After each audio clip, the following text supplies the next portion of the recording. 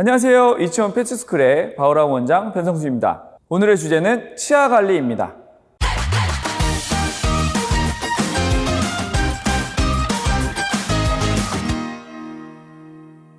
반려견의 치아는 유치와 영구치로 구분되어 관리가 필요합니다.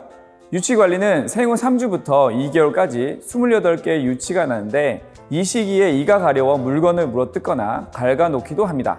또한 이 시기에 손을 무는 버릇이 가장 많이 발생되기도 합니다.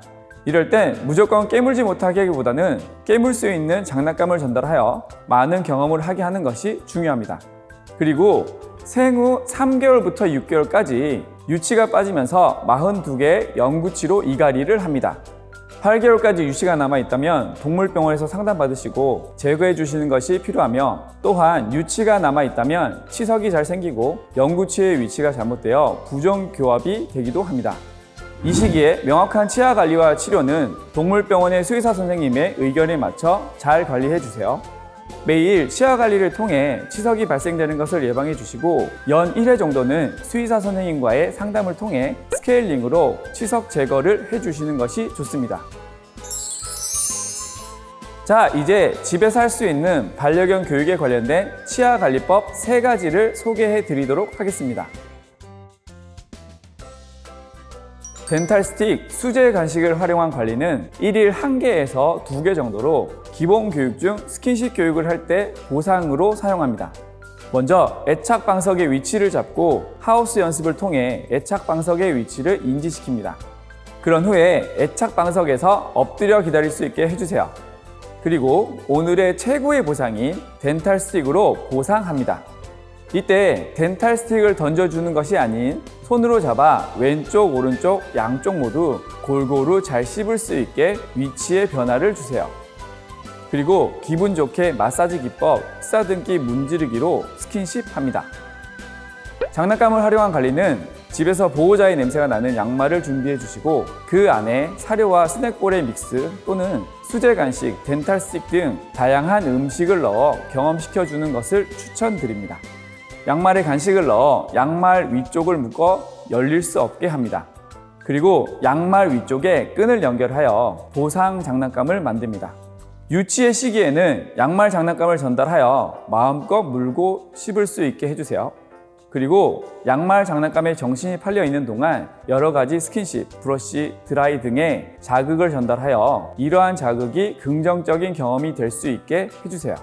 또 강아지 시기 때 꼭 필요한 교육이 자기 공간에 대한 인식을 하는 것인데, 이때 애착 방석과 함께 교육하여 애착 방석 위에서 오랫동안 양말 장난감으로 시간을 보낸다면 자기만의 공간에 대한 인지가 더욱 빠르게 학습될 것입니다. 유치의 시기가 지나고 영구치가 나오면 양말 장난감을 활용한 터그놀이를 시작하는 것을 추천드립니다. 터그놀이는 양말 장난감이 살아 움직이는 사냥감의 역할을 하는 것이 포인트입니다. 양말 끝에 줄을 활용하여 여기저기로 움직여 반려견의 호기심을 자극하며 술래잡기의 역할을 해주시고, 반려견이 입에 장난감을 물게 되면 양쪽으로 흔드는 것이 아닌 보호자 쪽으로 쭉 당겨 사냥감이 도망간다는 이미지를 심어주는 것이 중요합니다. 이때 반려견이 자기 쪽으로 가져가려고 힘을 쓰게 되면 줄을 놓아주어 양말을 가질 수 있게 보상하는 것이 터그놀이의 포인트입니다. 거즈, 칫솔을 활용한 구강관리는 구강관리의 허가를 받은 제품을 묻혀 기본 교육에서 배워왔던 목밴드 또는 스킨십 교육을 통해 자연스럽게 입안에 물건이 들어오는 경험을 시켜주는 것을 추천드립니다. 유치를 관리할 때는 거즈를 활용하여 입안 전체를 마사지하듯 문질러주는 정도의 자극을 전달하는 것이 중요하며, 영구치의 경우에는 이에 붙어있는 이물질을 제거한다는 생각으로 입안 전체를 꼼꼼히 닦아주시는 것이 좋습니다. 이때 가장 중요한 건 한 번에 너무 오래 자극을 전달하기보단 짧게 여러 번 자주 자극을 전달하는 것이 좋으며, 자극에 대한 보상은 절대 잊으시면 안 됩니다. 어떠세요? 어려운 것 같지만 구석구석 신경 쓰다 보니 우리 반려견들이 더욱 사랑스럽고 가족처럼 느껴지지 않으신가요?